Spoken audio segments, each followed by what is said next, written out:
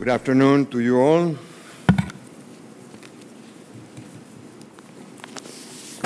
Aftenposten, VG, Vartland, Dagsavisen, Niti, Klassenkampen, TV2, NRK. Norway has a diverse and healthy media. A free and civil society must have diversity, balance, dialogue. Your media sometimes agrees with the government, and sometimes it disagrees strongly with them. This is healthy. Freedom of speech is the oxygen of a free society. Hugo Chavez was democratically elected president of my country in 1998. He presented himself to the world as a benevolent socialist leader, a heroic figure. In my experience, he is not a friend of human rights, of human dignity, or freedom of expression. I am the general manager of a television channel that is independent. I have worked in the media for more than 50 years. We criticize the government when we do not agree. We think it is healthy for a free society to have diversity of opinion, balance, dialogue, pluralism. Mr. Chavez is not a friend of anyone who disagrees with him. No, he turns them into enemies, and he plants the idea of hatred among his followers for all media who disagree. I do not wish to tell you that Mr. Chavez, what Mr. Chavez has said about the media. Let me show you, in his own words, what he has to say about my colleagues in the media, newspapers, private television stations, regardless of whether they are on the right or the left. This is a short video with images from Chavez. There are many videos on YouTube. You can access them anytime. You can find longer ones there. All of this is in context. All of this can be verified. Please, let's take a moment.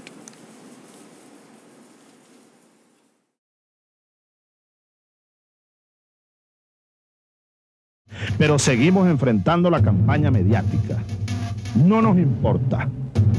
Los dueños de los medios, allá ellos con su conciencia. Lo que hagan los dueños de los medios de comunicación, que se metan sus medios de comunicación en el bolsillo, que los agarren, los enrollen bien enrollados y se los metan en el bolsillo. Entonces hay que identificar los enemigos de la revolución. Medios de comunicación antisocial, de degeneración social. Vayan a decirle al pueblo que estos son los periódicos de la mentira. Eso hay que repetirlo por todas partes. Y les vamos a inspeccionar hasta... no voy a decir qué palabra pensé. Bueno, les vamos a inspeccionar. Sí, no voy a decir la palabra que me llegó a la mente, ¿no? Ustedes saben cuál es. Le vamos a revisar hasta el techo de la boca.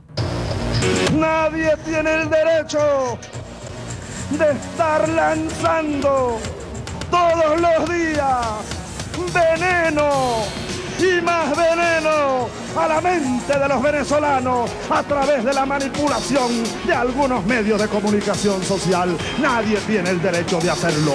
No vaya a ser que alguien, repito, vaya a ser víctima de la operación psicológica bestial que nos están dirigiendo a través de los grandes medios de comunicación social. Los dueños de los grandes medios de comunicación siguen utilizando periodistas tarifados y les pagan para que mientan y para que atropellen al pueblo venezolano. Tengan cuidado con el periódico que compren, que algunos andan envenenados. ¿Cuál es la cámara de Globovisión ahí? Vamos, ¿hay algún periodista aquí de Globovisión? Vamos a darle un saludo a la periodista.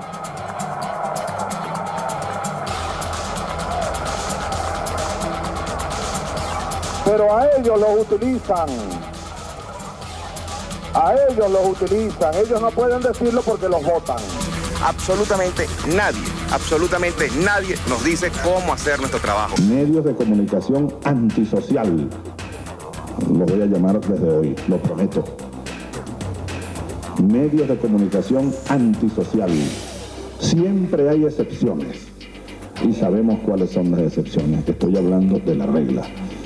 Ese titular que sacó ese periódico, que se ha convertido, como todos los que maneja esa familia Capriles, en todo, y dicen que son los periódicos del pueblo, Últimas Noticias, El Mundo y toda esa línea de periódicos.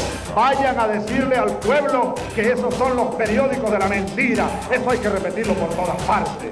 De la mentira, de la manipulación.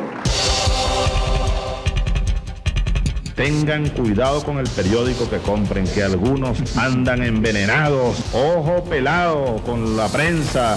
Vean bien, sepan y entiendan todos que hay periódicos que andan envenenados. Pero les meten veneno. En la noche hay un equipo de envenenadores envenenando periódicos.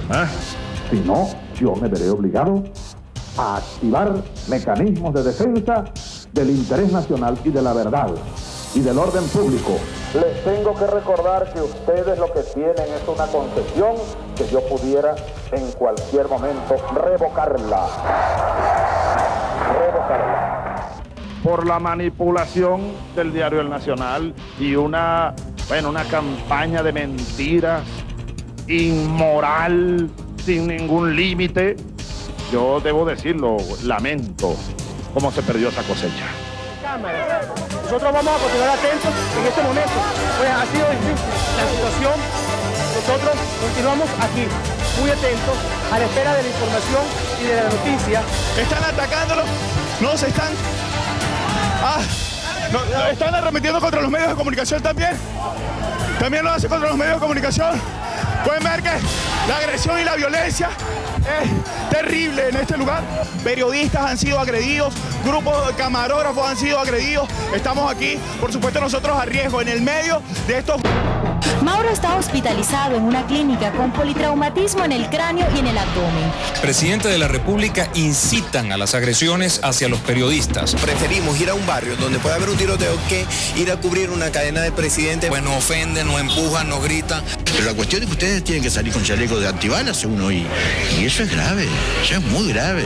Los equipos reporteriles de Venevisión y Televen fueron agredidos salvajemente. Por este camino al cual vamos, que es una cosa que el gobierno no controla a pesar de todas las medidas cautelares, pues puede suceder lo que ha sucedido en esos países, que empiezan a haber periodistas muertos. Es obvio que es peligrosísimo.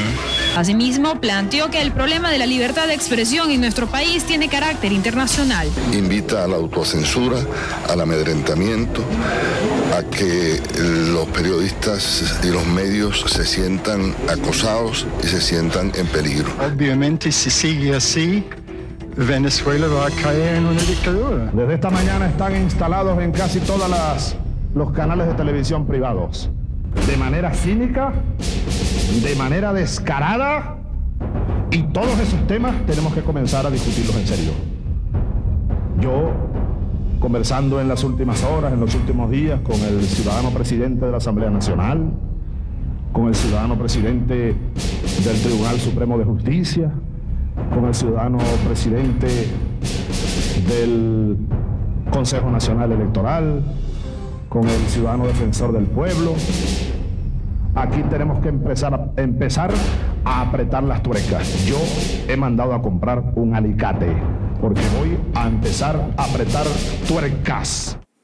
Well, you've had the opportunity to listen to the Venezuelan President, Lieutenant Colonel Hugo Chavez, for a few minutes. We Venezuelans have to listen to him for an average of 3.5 hours every day for the past 5 years. We cannot change channels because all channels have to broadcast simultaneously when he is on the air. 3.5 hours for 5 years. As you can see, everyone who disagrees with President Chavez is an enemy, is a criminal, is a poisoner. He has called my employer, RCTV, a coup plotter, yet he has never charged me or any of my colleagues in a court of law. He can't, because we have nothing to hide. I have done nothing wrong but express my opinions. I accept that I do not agree with his government or his policies, and this is a crime in Venezuela as it is in Cuba and in other dictatorships. But I'm not alone. President Chavez calls a lot of people coup plotter. For instance, the King of Spain he calls a coup plotter. Also, the former Prime Minister of Spain he calls a coup plotter. How many people here have used Facebook or Twitter? Good, good. Mr. Chavez says Facebook and Twitter are also coup plotters. Mr. Chavez says Twitter is a tool for terrorists. He's not alone in hating Twitter. You may remember that Iran's student revolution was also criminalized for its use of Twitter. So it is not surprising that the president of Iran, who orders the killing of students, the hanging of gays, the torture of dissidents, is one of Chavez's best friends. He calls for internet controls. He calls everyone who has the opportunity to tell the truth someone who's trying to overthrow his regime. But who is the real coup plotter and the only one in 40 years to do this? He is. In 1992, Hugo Chavez tried and failed to kill the president, the democratically elected president of Venezuela. He was sent to prison for this crime. More than 100 people were killed when he tried and failed to overthrow the democratic government of Venezuela. This is, I'll show you now, what Mr. Chavez has to say about my employer, RCTV. And please remember that some people say that the concession of the television expired, that it was a normal legal process. Well, I'll tell you it wasn't. It was an order given by Lieutenant Colonel Hugo Chavez. Let's see what he has to say. No habrá nueva concesión para ese canal golpista de televisión que se llamó Radio Caracas Televisión. Se acaba la concesión. Ya está redactado la medida, así que vayan preparando, apagando los equipos, pues. No se va a tolerar aquí ningún medio de comunicación que esté al servicio del golpismo contra el pueblo, contra la nación, contra la independencia nacional, contra la dignidad de la República. Venezuela se respeta.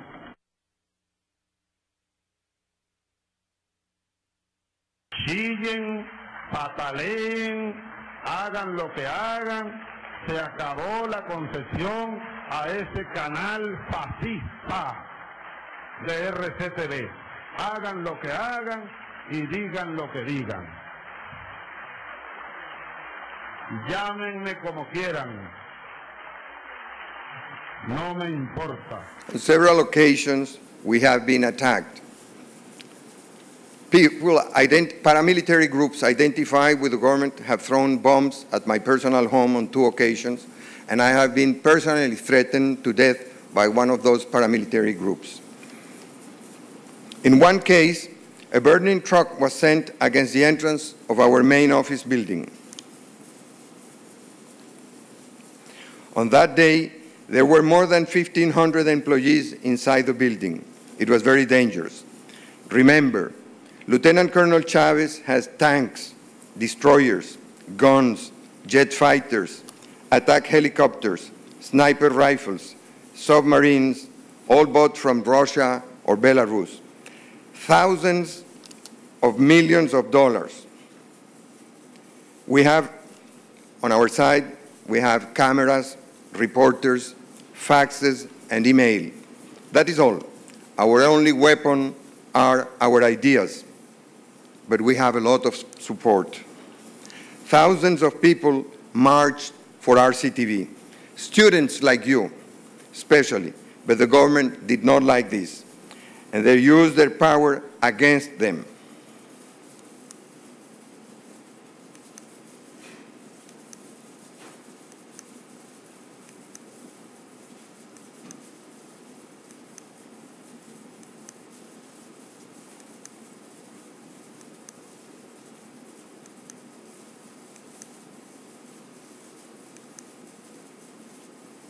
We have received the support of thousands of newspapers, radio and television stations across the world.